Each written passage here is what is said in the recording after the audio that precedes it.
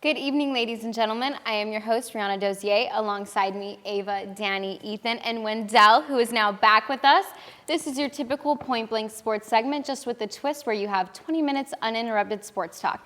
Danny, what are our major headlines tonight? Thank you, Rihanna. Well, Super Bowl 55 is set, everybody. It is the Tampa Bay Buccaneers coming out of the NFC and the Kansas City Chiefs coming out of the AFC. Dustin Poirier kind of shocked the world on Saturday night, I think we'd all say, knocking out Conor McGregor in the second round at Abu Dhabi, UFC 257. Unfortunately, Atlanta Braves legend Hank Aaron has passed away at the age of 86. And the Brooklyn Nets now have the new big three in the NBA, guys. The acquisition of James Harden.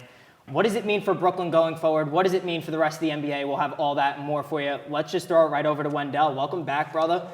Appreciate it, man. We got a lot of NBA talk to get through. What do you got for us? A lot has changed since I've been here. Yes. But yeah, the big story, obviously, guys, James Harden going to the Brooklyn Nets. You got Kevin Durant, Kyrie Irving, and James Harden, arguably three of the top 10 players in the league on the same team. Like, that's insane. So I kind of want to get all your initial reactions. When you guys first saw the trade, what kind of went through your mind? Brooklyn Nets are taking over is all I could think about because they have three amazing, amazing players who, like you said, top 10 absolute players in my mind. They can all play really, really well together, and I think that they're really going to give everyone a run for their money. I'd have to agree with you, but I think I'm going to take a little bit of an unpopular opinion side here.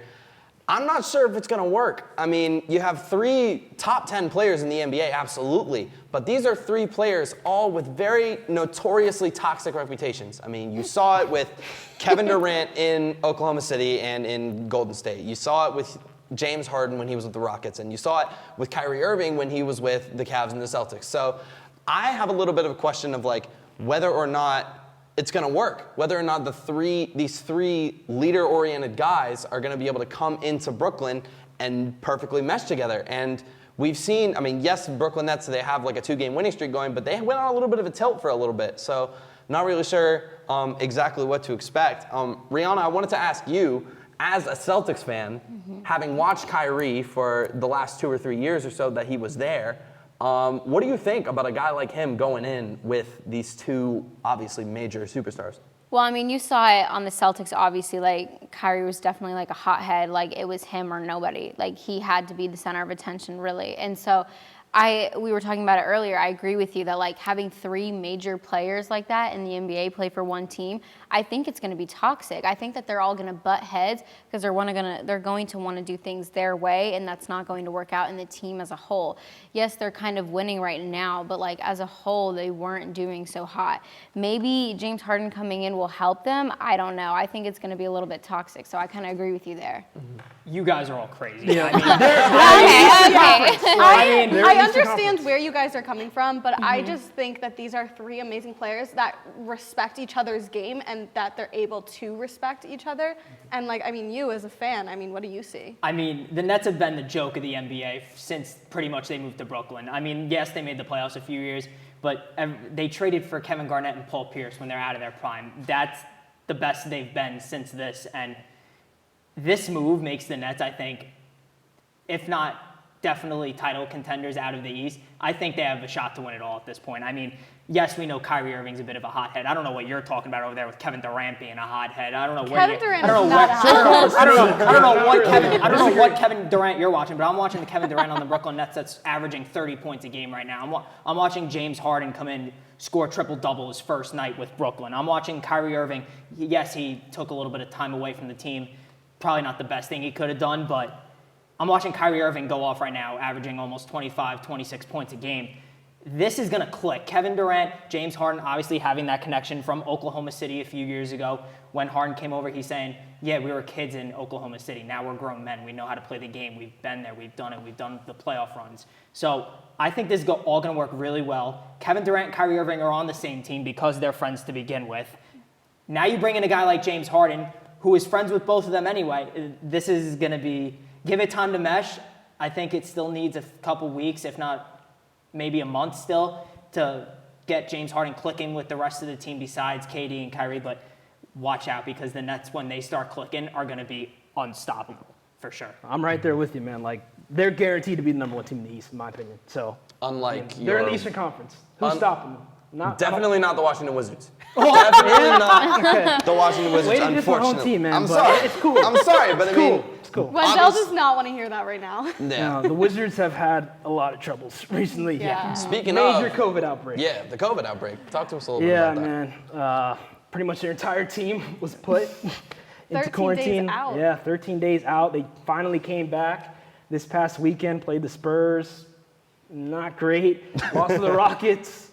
As of now, they're getting destroyed to the Pelicans. So it's been really rough for the Wizards. But hopefully they can turn things around. But we know in the NHL, DC team for that. The Capitals, man, Danny. They got problems too. Washington, D.C. Washington has so many issues. Washington, D.C. is just not the place to be right now if you're a sports fan because Okay, I'm glad we're not on break then. Because because like the Wizards had a few week ago, the Washington Capitals are dealing with the same issue. They have 4 of their top players in Alexander Ovechkin, Evgeny Kuznetsov, Dmitry Orlov, and Ilya Samsonov.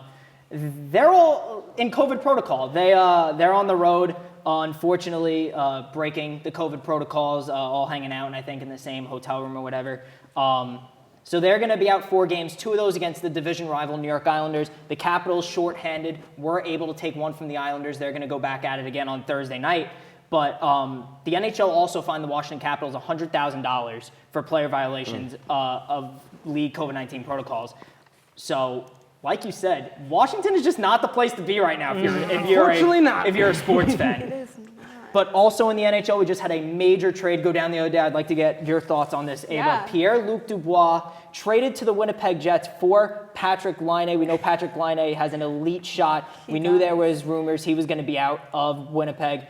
Dubois obviously not having a good situation with Columbus. Do you think this is a good trade for Winnipeg, or do you think it's a better trade for Columbus? I think it's a better trade for Winnipeg. I think Totally Winnipeg agree. absolutely needed that all-around player that Dubois can bring to the table. And I think, having that major shot that he had, if you put that puck right in front of him, he was having. Yeah. There was no chance that anyone was going to stop that.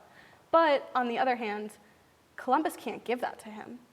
Columbus doesn't have those players to give him the puck in the right place. You're absolutely right. And Winnipeg had those players, which is why I think he looked so much better on that team. For sure. I mean, Laine coming from Winnipeg, he had those guys like Scheifele and Wheeler who were able to get him the puck. I know you know this, Ethan. What do you think about this trade? Who do you think comes out of this on top? I mean, honestly, I'm liking the trade on the Blue Jackets side. I mean, personally, I think that